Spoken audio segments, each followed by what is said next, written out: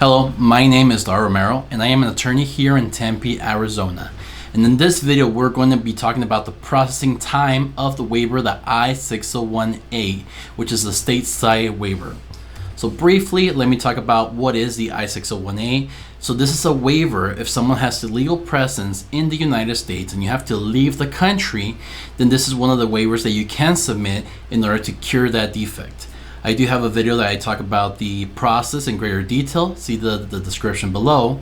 But once you submit this I-601 waiver, the question is, how long do we wait until USCIS approves this waiver? Before, I used to say that a waiver used to take anywhere from 6 to 12 months, but things have drastically changed. So I have this chart that we have seen progressively how much immigration is taking, and this is based on their information on their website. So from 2019, it used to take them 4.5 months. Now they're taking 40 months, which is about 3.4 years. And I can confirm this because I'm starting to see the approvals that I submitted about 3 years ago.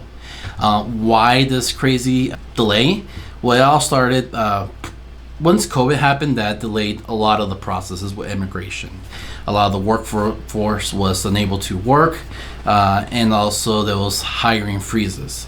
And even before COVID, ex-President Trump ordered there to be more investigation on all cases, which started causing longer delays. So what can you do when you have this case? Well, first, if your case is with the National Visa Center, you have to make sure that you have contact with them every single year. Log into the system, send them an inquiry, and make sure you do it before the 1-year mark, because if you don't do it, then you might have to repay some fees and it might delay the process. And there are certain exceptions where immigration can expedite a petition. You do have to prove that there is some type of great financial burden or some emergency. And I have included the link below where you can get that information directly from the USCIS website. You can call the 1-800 number, or you submit it through their online chat called Emma.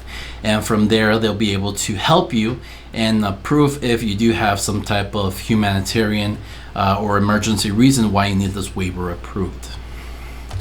So unfortunately, that's the current status of the I-601 waivers. We just have to keep waiting.